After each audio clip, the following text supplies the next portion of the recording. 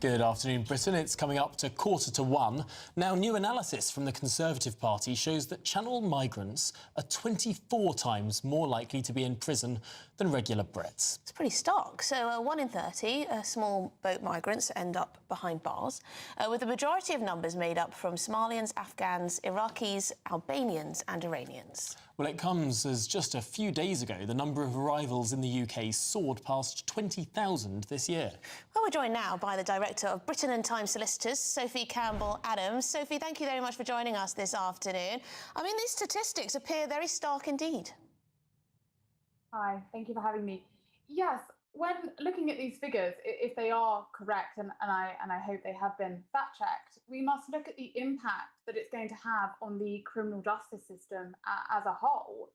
You know, currently there is a 2-year minimum waiting list in Crown Court trials, which here's the most serious of crimes. We're still facing a backlog from COVID and the barrister strikes. There's not enough judges. The courts are dealing with the most serious of crimes first, so the less serious ones fall away. But then turning to once the conviction's been given, you know, we're looking at the prisons and the space within the prisons themselves. You know, approximately there's 88,000 in prison as of March this year, with a maximum capacity of approximately 90,000. So there's very little room spare. So by continuing to allow this demographic into the UK, that the Channel migrants, as they're calling them, you know, we're going to run out of space very quickly. But also, this figure doesn't appear to include the crimes which don't warrant a prison sentence. The dark figure of crimes, as it's called. You know, these are the unreported crimes, or the no further action, or the discontinued crimes, discontinued for lack of evidence, not necessarily because they're not guilty. So I think really the problem could be far worse if you included all of those figures. Yeah, because, I mean, we've got enough crime being perpetrated by Brits in this country and people who are here legally.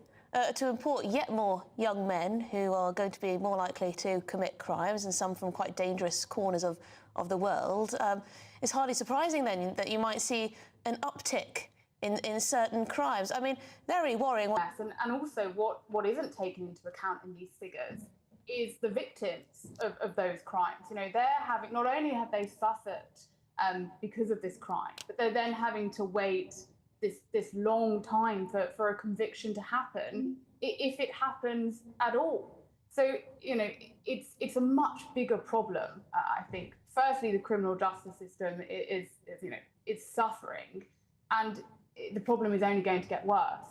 Well, Sophie Campbell Adams, thank you very much indeed. You're the Director of Britton and Time Solicitors. Thank you for your time. We should say that the Home Office have responded to this. They dispute the analysis. They say the comparison of these two data sets is completely unfounded and it's inappropriate to apply foreign imprisonment rates to small boat arrival data, as these consist of very different groups of people. So make of that what you will. I do understand why.